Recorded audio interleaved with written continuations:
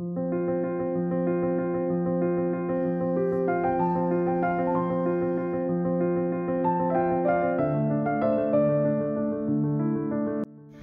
Friends, সকলকে জানাচ্ছি আমার চ্যানেলে অনেক অনেক স্বাগত এবং অনেক অনেক ভালোবাসা। আর এই ভিডিওটি ছিল দীপাবলির দিন। আমরা বাড়িতে যেভাবে দীপাবলি পালন করি সেটাই তোমাদের সাথে শেয়ার করব। তো সে কিছু কারণের জন্য ভিডিওটি ছাড়া হয়নি, তাই ভাবলাম আজকে তোমাদের সাথে শেয়ার করি। তো পুজো মানে তো বাড়িতে অনেক কাজ, সেরকম আমাদের বাড়িতে অনেক কাজ দিয়ে শুরু হয়ে গেছে। তো দীপাবলির দিন আমরা সকাল সকাল কাজ শুরু করে দিয়েছিলাম।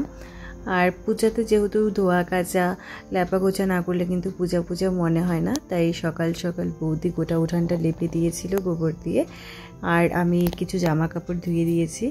তো এইভাবে সবাই মিলে কাজ করছিলাম। তো এখন যেটা হচ্ছে, এখন লাগানো হবে কলা গাছ, কারণ আমাদের বাড়িতে দীপাবলির দিন বংশের প্রদীপ দেওয়া হয়। তো এরকম কলা গাছেও দেওয়া হয়, আবার এই পাটশোলার যে স্ট্যান্ডগুলো আছে সেগুলোতেও দেওয়া হয়। আর এই সব কিছু বানাচ্ছিল আমার দাদা, পাটশোলা দিয়ে এরকম একটা স্ট্যান্ড বানিয়েছে। আর এদিকে লাগানো হচ্ছে কলা গাছ। কলা গাছ দুটো লাগানো হবে, দুটো লাগানো হলেই হয়ে যাবে। তো দেখো মাটি টাটি তো খোঁড়া হচ্ছে, মাটি খুঁড়ে এটাতে লাগানো হোক। আর এই কলা গাছগুলো আজকে সকাল সকাল দাদা সেই জঙ্গল থেকে বের করে এনেছে। তো এই গাছগুলো লাগানো হোক, তারপরে বাকি সব কাজ করা হবে। আর এদিকে মা এখন অন্য ঠাকুরগুলো পূজা দিয়ে দিচ্ছিলো, যে মন্দিরে পুজো হয়ে যাক। তো এদিকে দেখো প্রসাদ দেওয়া হয়ে গেছে। তো আমরা খুব ছোটো মোটো করে বাড়িতে পুজো টুজো করি। তো এখানে আমাদের কৃষ্ণের আসন রয়েছে, আর এখানে অনেক ঠাকুরও রয়েছে। আর এদিকে রয়েছে শিবলিঙ্গ। তো দিনের বেলা পুজোটা শেষ হয়ে যাক, পুজোটা শেষ হলে সন্ধ্যাবেলায় আমরা খুব সুন্দর করে প্রদীপ ধরাতে পারবো। গোটা বাড়িটাকে আলো আলো করতে হবে। তো এখন আমি চলে গেলাম সোজা বাড়ির কাজ সেরে। সন্ধ্যাবেলায় শাড়ি পরে নিয়েছিলাম, যে শাড়িটা বের করে রেখেছি, মায়ের শাড়ি, যেই শাড়িটা পরবো আজকে। তো আর এদিকে দেখো সন্ধ্যাবেলার দিকে দাদা আর মা করছিল বাড়ির সব আয়োজন। এদিকে এক একটা প্রদীপ ধরানো হচ্ছিল।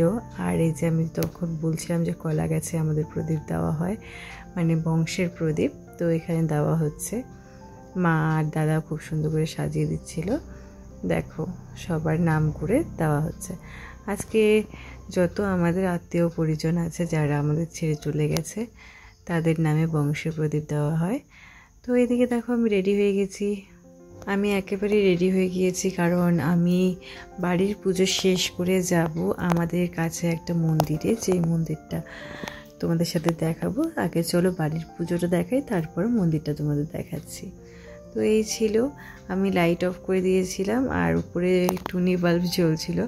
তো এই হচ্ছে আমাদের দীপাবলির সবথেকে বড় কাজ, যেখানে বংশের প্রদীপ জ্বালানো হয় এবং খুব সুন্দরভাবে সেটা পালন করা হয়। তো ফ্রেন্ডস, এইভাবেই আমাদের বাড়িতে দীপাবলির দিন পুজো করা হয়। তো বাড়ির পুজো টুজো সেরে আমি একটু যাই মন্দিরে। প্রথমে চলে যাই বুড়ি মন্দিরে। বুড়ি মন্দিরে গিয়ে আমি মোমবাতি আর ধূপকাঠি জ্বালিয়ে নিই, কারণ এইবার আমার মোমবাতি ধূপকাঠি জ্বালানো বাকি ছিল। যেহেতু বুড়ি পূজাটা ষষ্ঠীর দিন হয়, ষষ্ঠীর দিন থেকে আমার যেহেতু শরীর খারাপ ছিল, আমি আর বুড়ি মন্দিরে এসে মোমবাতি জ্বালাতে পারিনি। তো ভাবলাম যে আজকে মোমবাতি জ্বালিয়ে যাই।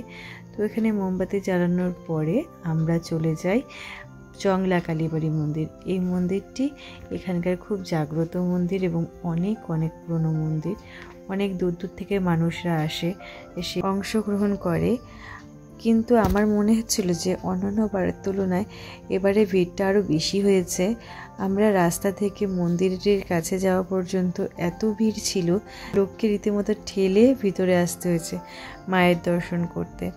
তো তোমরা বুঝতেই পারছো যে ঠিক কতটা ভিড় হয়। আর এই মন্দিরের অনেক ইতিহাস রয়েছে, অনেক জাগ্রত মন্দির, সবার মনস্কামনা এখানে আসলে পূর্ণ হয়। যাই হোক, এত ভিড় ঠেলে অবশেষে আমরা মন্দিরের কাছে আসতে পেরেছি আর মায়ের দর্শন করি। সত্যি মাকে খুব খুব খুব সুন্দর লাগছিল। দেখো মায়ের মুখটা তোমাদের ভালো করে দেখাই। আসলে এত ভিড় ছিল যে মায়ের মুখের ভিডিওটা যে করব সেটারও উপায় ছিল না। তো তোমরা দেখো মায়ের মন্দিরে কত ভিড়। এখানে যে মোম জ্বালানোর ব্যবস্থা করা হয়েছে, এখানে ছোট্ট একটা শিবলিঙ্গ রয়েছে, এখানেও সবাই মোমবাতি জ্বালাচ্ছিল। এছাড়াও আরও অনেক অনেক জায়গা করে দিয়েছে মোম জ্বালানোর জন্য, যেহেতু অনেক ভিড়, এক জায়গায় দিলে সেটা হবে না, তো চারিদিকে মোম জ্বালানোর ব্যবস্থা করা হয়েছিল। সবাই সেখানে এসে মোমবাতি ধূপকাঠি জ্বালাচ্ছিল। তো আমি সেখানে প্রথমে মাকে প্রণাম করি, মায়ের প্রণাম শেষে আমি মোমবাতি ধূপকাঠি জ্বালিয়ে নিই। যেহেতু ভিড় ছিল তো সেই ভিডিও ক্লিপ আমি করিনি। আর এখানে দেখো সবাই মিলে মোমবাতি জ্বালাচ্ছে। প্রায় 3-4 জায়গায় ব্যবস্থা করে দেওয়া হয়েছিল। আমরা এখানে এসে বেশ কিছুক্ষণ থাকি, মায়ের পুজো দেখি, মাকে প্রণাম করি। তারপর কিছুক্ষণ সময় কাটানোর পরে আমরা বাড়িতে ফিরে আসি। তো এই ছিল একটা ছোট্ট ব্লগ। তো তোমরা কে কীভাবে দীপাবলি কাটিয়েছো সেটা আমাকে জানিও। টাটা, দেখা হচ্ছে তোমাদের সঙ্গে নেক্সট একটি ব্লগে।